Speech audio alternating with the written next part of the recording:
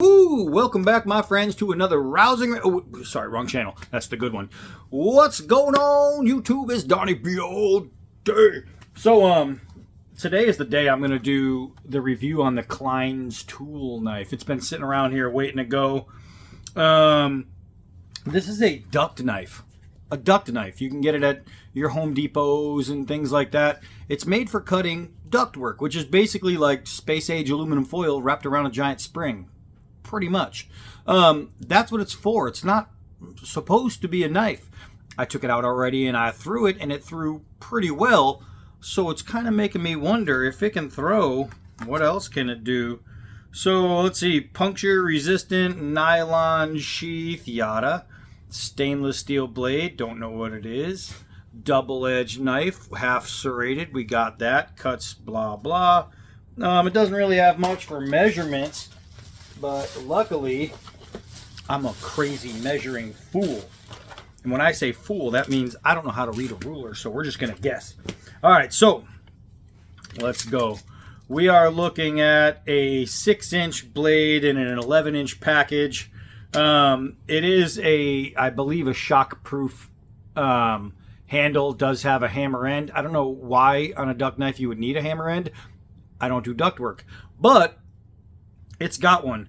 Let's see. It's pretty thin. It's like 1/8 thick and about 1 inch and I think about 1 inch and 1/8. Yeah, 1 inch and 1/8 wide, and it's less than an eighth thick. It's a pretty thin blade, but it's made for cutting duct work. You can see I could wobble it with my hand, and I feel if I do that too much, I'll probably snap it. I believe there's a stick tang in there that goes all the way through. I'm not 100% sure. Somebody mentioned it at one point, and I can't remember what it was. But I think it might be a stick tang all the way through. Maybe a little rat in the end to hold this guy in. I'm not sure. There is like a little divot right there at the end, and I don't know if it's just really well polished to the point where they blend it in real good to see what's back there, or if it's just a divot from where it hits. I have no idea. But let's go out and play with it. All right, we'll get you all a good look in the sunshine. Klein tools. If it's reading backwards, it's because I didn't flip the video, but they don't write it backwards on the handle. But I mean, it's a dagger. This thing is a straight up dagger.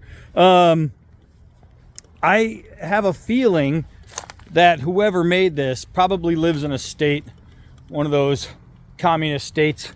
If it's made in America, I have no idea. Or who at least who designed it, I don't know. Maybe they live in a place where you're not allowed to carry a double-edged dagger, so they said, all right, screw it, I'm going to make a tool. We can carry those. Hold on a second. All right, so let's see how this thing plays nice as a knife. Do some 4-foot drops. See how that gravity bite looks. And being a nice dagger, it's going to drop pretty well and straight for a weighted end. A couple hard downward throws. Normally this is to see if the scales are going to lose them, but that's not going to happen on here. Now remember, if you're doing stuff like this, when you go in, pull straight back out. Don't pull out at an angle. A knife like this especially will snap in half, I guarantee it. If I pull out an angle, it's like chopping. If you're chopping with anything, I don't care what it is, if it's a 2-inch pocket knife to a extra large espada or a freaking, I don't care what it is, your sword and axe and double messier, I don't care. When you're chopping, always try and be mindful to pull out straight, because most people chop and they do this and you don't realize you're doing it, you just do it, and that's how you end up warping a blade or bending a blade. It's not generally the hit, it's generally the release that gives you warps and stuff. So be very mindful, and I say that on this one because it's got a really crappy tang and it's really thin. So if you bought one of these and you said, hey, D-Bad made a knife and D-Bad chopped with it like this and it didn't bend, but I'm also coming, literally I'm concentrating when I pull that knife back, it's going to the same exact path that it went in on. So if I hit it at an angle, I'm pulling it out at an angle. If I hit it straight, I'm pulling it out straight. So I know, stupid, right? But just beware, beware. All right, so 1/2-inch nylon rope. Now there is a little area right here before the serrations start that I'm going to use. And let's see. Oh, maybe not, because I need some power in this one. All right, so I am going into the wood. So it's not cut the rope sharp, but it's a duct knife. Let's try the serrated side. And with a saw on the serrated side, obviously those little serrations, and they're the pointy ones, so they will dull, but the serrations are going to give you a little bit better cutting action. Let's try and see how this, because I don't know what kind of steel this is. It just says DK06, that's the model. It says G10, G10 not meaning like G10 scales. So there's 2 designations on here, Klein Tools DK06 and then G10. So one of those is a model and one of those is something else. Now there is like a little hazard sign, wear safety goggles, and then I have no idea what that last one is. Maybe it is shock proof. I think that might be like a little electricity going into the hand.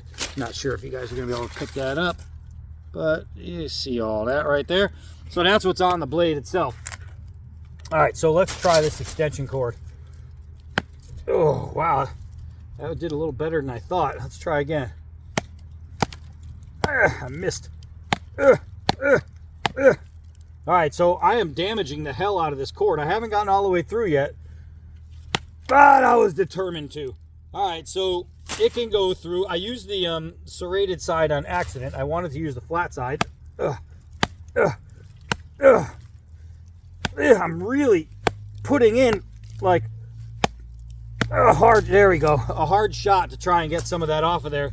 But this cheap steel, if it's cheap steel, it just says stainless steel, I'm assuming it's cheap steel, had no problems with like chipping or anything like that.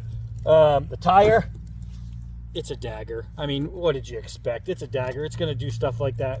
I mean, for the basics, I mean, so far it's a knife, right? Let's see. Let's see here. Let's see here. Let's get to a nice thicker part right here. All right, all right. So it was a weak chop on the extension cord, but I have to say, I'm hitting the snot out of this guy, and that's doing pretty good. I mean, so far, this $20 tool is a $20 knife. So far. So far. Now, I don't want to, I'm not a dick, so I'm not going to try and break it on purpose. If it breaks, it breaks. But I hope it doesn't, because so far, I like what it's showing me. Let's see. Oh, yeah, that has a hard time doing that. Now, remember, it's a dagger. It's like a needle point. And I tell you, this stuff is tough, and I've had a lot of blades fail. Like with some blades, I can do this and just go like that. Well, that was different. That one broke.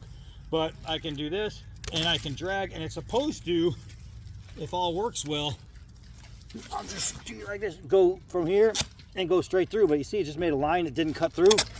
I had that problem, I tell you, with the Mora. The Moras wouldn't cut this stuff like that. And this one isn't very happy doing that either. Does that mean I can't reprofile it as I drop you? Does that mean I can't reprofile it and make it happen? No, it might be able to happen. Let's try the soccer ball. So it does cut a soccer ball pretty good on the flat side. And it does cut on the serrated side. And it's having trouble poking through.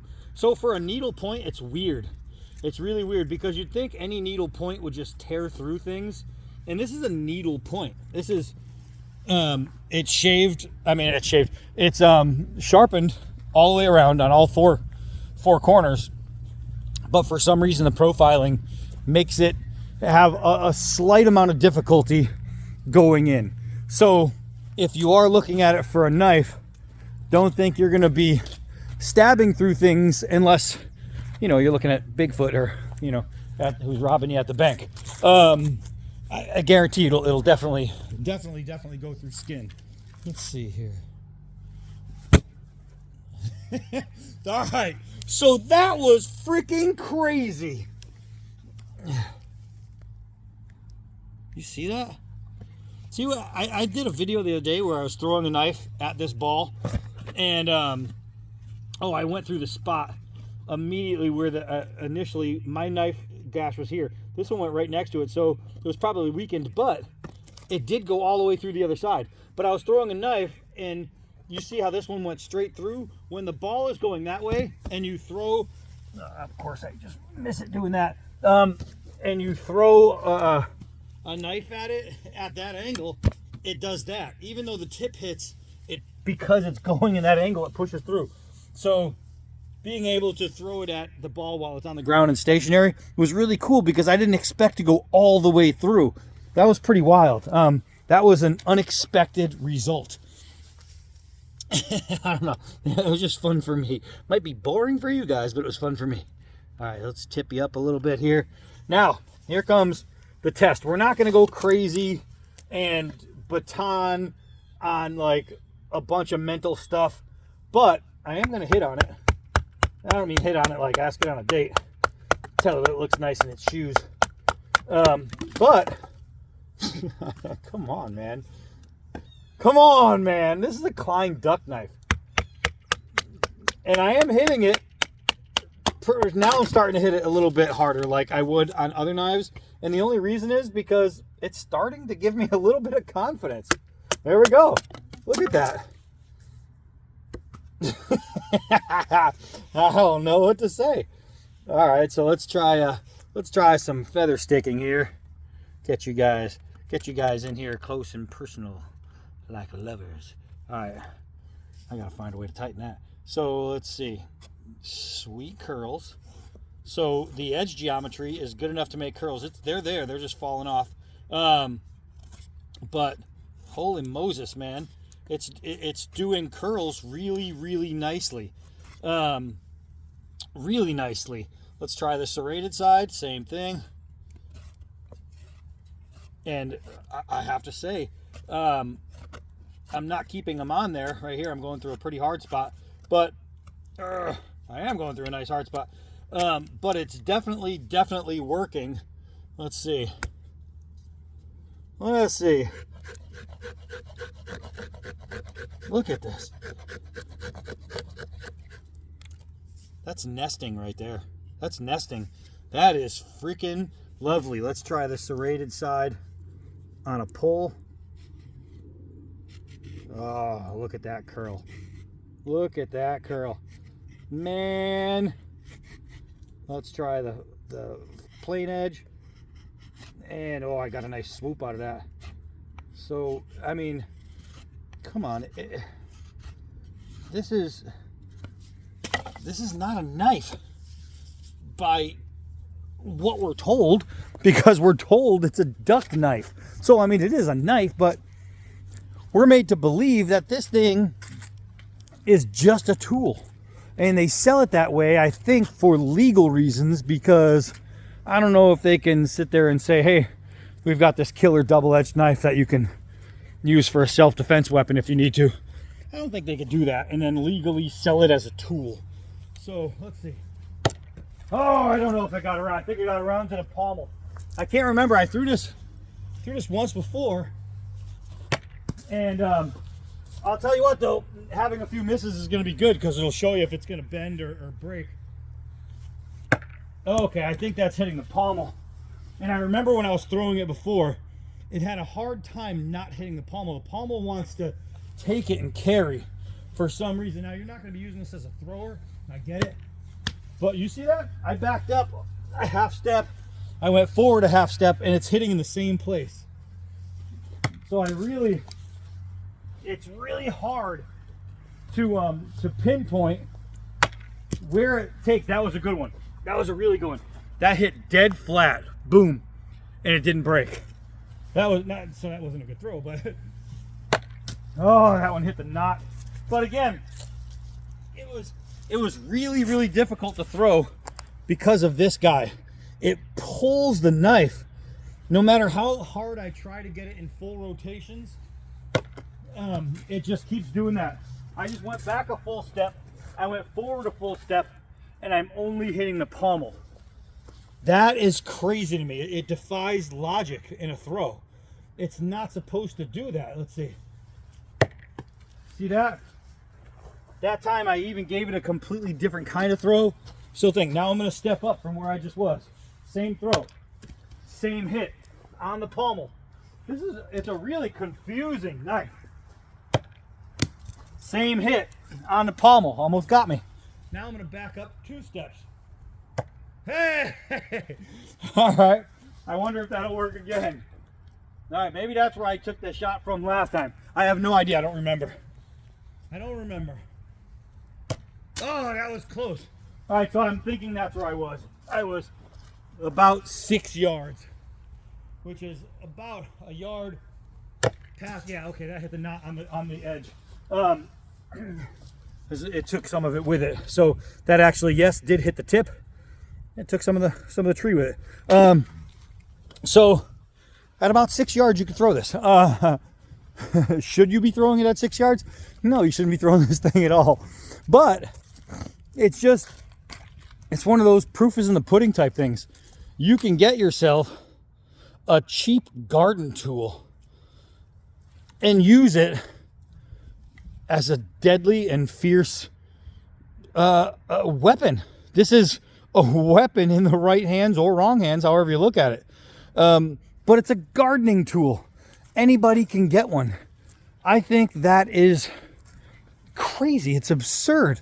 Anybody can go to the self-checkout line, any 10-year-old, and buy one of these. And I'm not saying that as a bad thing. I'm saying that as in like, damn, I wish they had these when I was 10.